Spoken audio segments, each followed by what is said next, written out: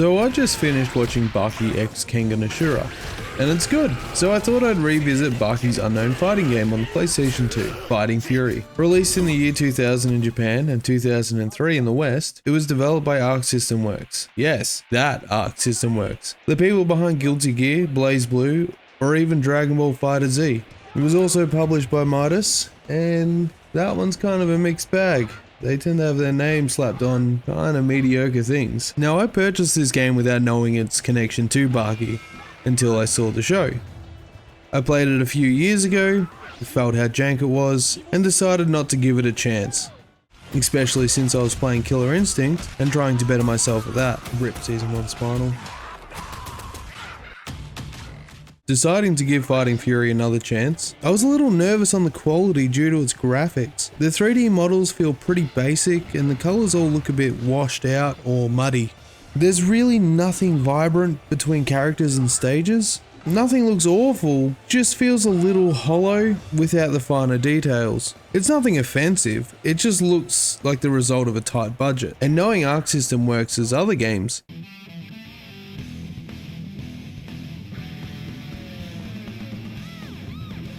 I believe they did what they could with what they had. If you can overlook the presentation and spend some time with the mechanics, you might be surprised in how fun this game can be. Fighting Fury is a very condensed retelling of the Maximum Tournament arc, which is honestly the best arc they could have picked because it introduces a lot of recurring characters later on in the series, and this tournament arc is primarily 1v1 fights. There was an anime covering this arc, but it's definitely pretty difficult to get hold of. Honestly, it'd be great if someone like, I don't know, if Discotek Media could re-release it. Those guys already did the impossible by releasing a Blu-ray version of Ultimate Muscle. Mechanics at first come off as simple and straightforward. You've got your punch and kick buttons, as well as a special attack button that's different for everyone, although it usually translates to heavy attack of some kind. Your last base button is kind of interesting since it's a perfect block. You've got your regular hold back to block, but not all attacks can be blocked, which is where your perfect block comes in. Should you land a perfect block, you can do a specific command for a counter attack, and if you perfectly time the perfect block, you can do different commands. The combo system also flows pretty nicely. You'll naturally figure out 2 to 3 hit combos as you play, and you work out how to connect different strings. But then you'll realize regular hits can lead into command normals, which then links into specials or supers. I know I'm spouting fighting game terminology, but I hope you're following.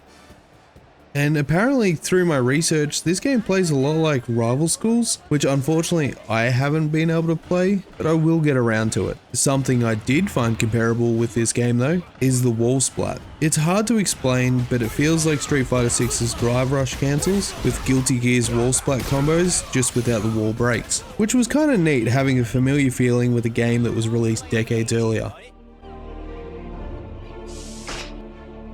Can I crush your balls? When it comes to the solo modes, you've got the standard arcade mode which gives each character an ending, which isn't out of the ordinary at all. But the underground arena mode is far more interesting. This mode is your story mode, the mode that retells the Maximum Tournament arc. There is only 2 cutscenes and they're both of the tournament host introducing the tournament and announcing the final match. This mode has no continues, leaving Baki to win the tournament without a single loss. 人として生まれ、男として生まれたからには、誰だって一度は地上最強を志す。地上最強など一瞬たりとも夢見たことがない。そんな男は一人としてこの世に存在しない。偉大なバカ野郎2名。この地上で誰よりも最強を望んだ2名。決勝。ありがとう。俺もそうする。心配するな。思い切り叩き潰してあげよう。Fundamentally, it's the same as arcade, except you have to use the edit Baki, which is essentially a build your own fighter. Learning moves of other characters and combining them to create your own personal Baki. Every time you beat an opponent, you unlock their first move from their command list, beginning with throws and ending with supers. Now there's two unlockable characters in this game, a demon ape that Baki had to fight the father of in the anime,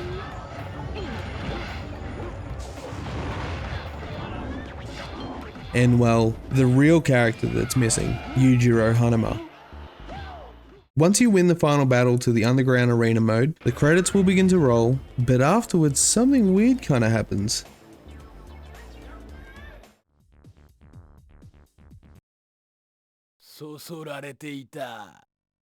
Yujiro comes out of nowhere and decides to challenge you. To be even given this opportunity or chance, you have to meet specific conditions. The crazy thing is though, I looked everywhere I could find these conditions, and nobody had answers. Many tried different ways. Limited people would claim that they were challenged but don't know what they did. I don't even know what I did. Twice. Once you get to Yujiro though, have fun. This guy turned me inside out time and time again. There's no chill. I mean, even just look at how much damage this man does.